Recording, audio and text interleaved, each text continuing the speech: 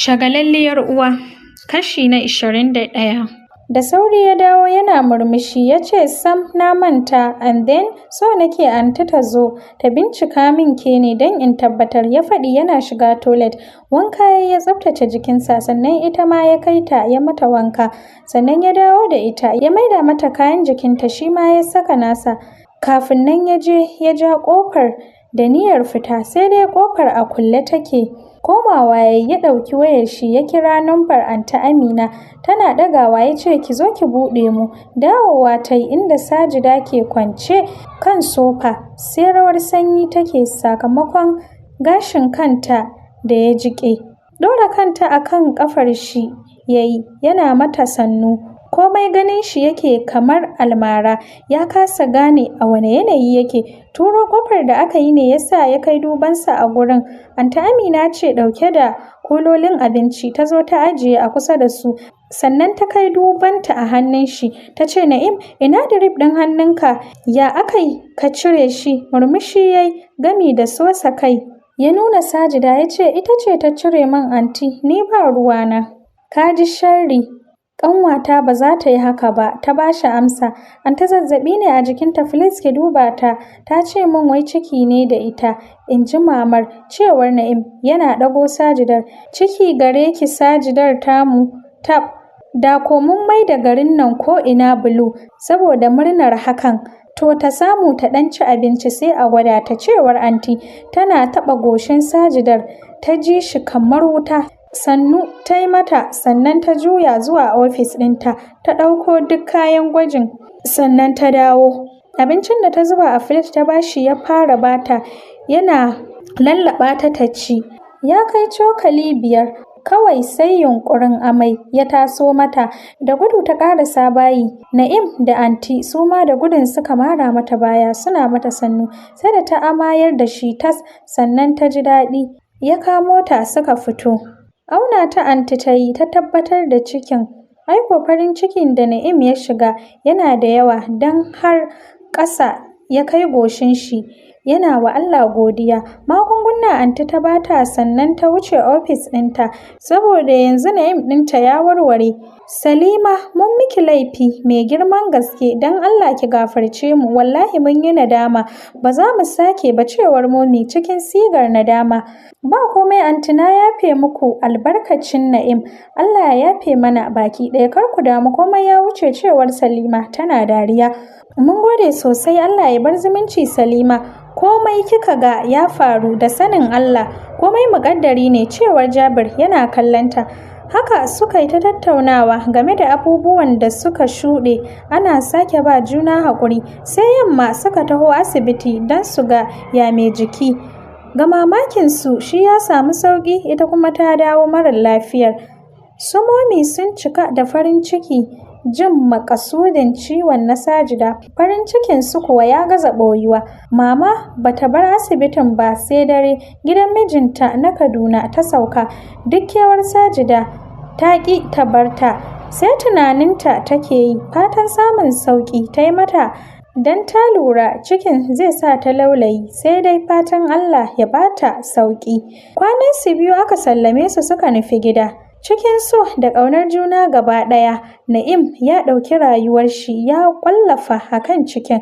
Sajida ko jikinta ƙaura ya la'asar, ba abin da take ci ya zauna, ko miye sai ta amayar da shi. Na'im tausayi take bashi, ba ɗan kaɗan ba. To rayuwa ta ci gaba da gyaruwa, Sajida na samun kulawar da ta dace ta kowane ɓangare. Tsurfa kala-kala Sajida ke fitowa da shi, kuma haka Na'im ke biye mata don bai son ɓacin ranta. Yau sauri yake zai tafi gurin aiki, tana kwance a kan gado tana cin goro. Ya dube ta cike da kulawa ya ce, Madam, yau mun yi 2 months. Na ga akwai alamun sauƙi a lamarin, so please yau dai ki ɗan sa min zumar taki. Ina kewa, ya faɗi yana dariya. Turo baki gaba ta yi, ta juya kai gefe ta ce, tun da shi cikin an dinga yin sa kenan, sai ka jira, ai in an sauke wannan sai ka koma buƙatar wani. Ta yi maganar cikin shagwaɓa. Oh, nufinki yanzu tun da kina da ciki ba zan kasance da ke ba sai bayan kin haihu? Ya tambayar yana riƙe dariyar da ta taso masa.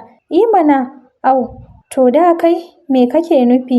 Tunaninka zan ta buɗe maka ƙofa kai abin da kake so? Kai ta zuba min 'ya'ya har 200 a ciki ko? To ina ban da hankali zaki. A da na yi wasu abubuwan yanzu da hankalina. Na san inda ke min ciwo ta faɗi tana murguɗa masa baki. Dariya yake sosai don ta ba shi dariyar. Sai da ya mai isarsa sannan ya ce 'yan mata na kenan daɗina da ke zurfin tunani.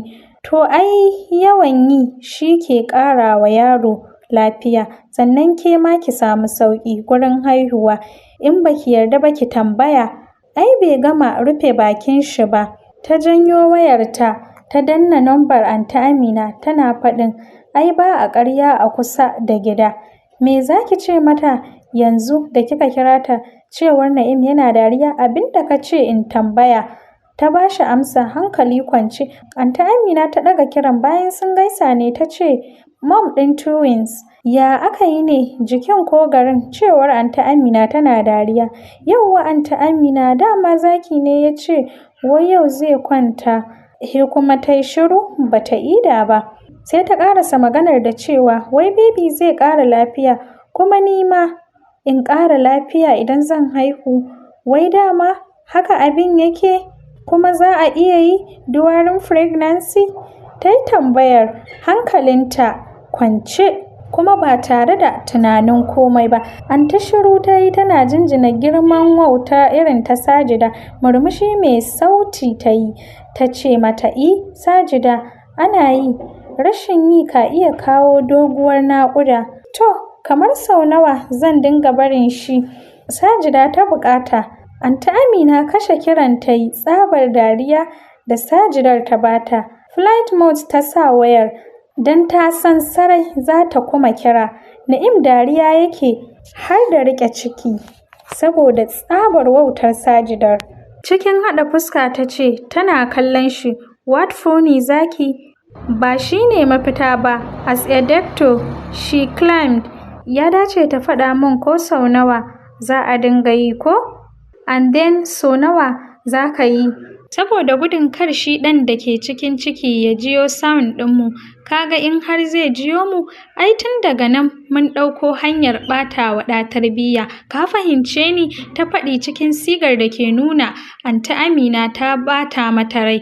Na'im sai yanzu ya fahimci kalmar ɗauko ɗan ƙauye daga ƙauye da kawo shi birni abu ne mai sauƙi, amma cire ƙauyancin a kansa ne zai iya ɗaukar shekaru 40 zuwa sama kamin ka cimma nasarar hakan.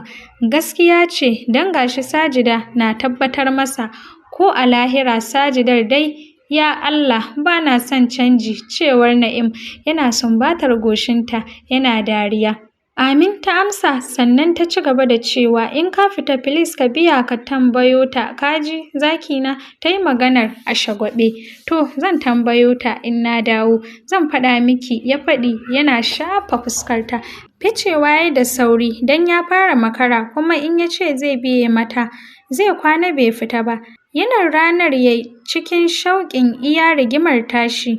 Ko yaya ya tuno ta sai ya yi murmushi uwa uba in ya tuno ɗan shi da ke tattare da ita. Yakan ji kansa a matsayin mutumin da ya fi kowa sa'a a duniya. Kiran Anty Amina ne ya same shi. Yana gab da baro ofis ɗin bayan ya ɗaga suka gaisa. Ta ce masa Na'im, ka bi yarinyar nan a hankali kaga tana first trimester. Ba na son yawan abin da kake yi. Zai iya leading to miscarriage. Please take care, ta faɗi tana murmushi mai sauti. Sosa kai yayi kamar tana gaban shi ya ce, Anty, ai da kin ji sauran tambayoyin da take son yi maki ɗazu. Da ba abin da zai hana baki ajiye aikin ki ba, ya faɗi yana dariya. Dariya Anty ta ce, Sajida ai sai ita, wai ka je Amerika ka yi rayuwa a Abuja da Kaduna kuma har yanzu bata bar shirme ba. Zan ga ranar kintsuwarta gaba ɗaya. Ai Anty ni fa har ga Allah a yadda take yanzun nan na fi son ta a haka. My comedian ɗinta suna sa ni farin ciki da yawa. Ai dama za ni ce ta tadda mu je, dole ka ce haka. Haka dai suka taɓa hira ta 'yan uwantaka, don akwai shaƙuwa sosai a tsakaninsu. Cikin muradi ya dawo gidan, don yau ango yake jin sa, don rabon shi da ya shiga cikin farin ciki tun haɗuwarsu asibiti.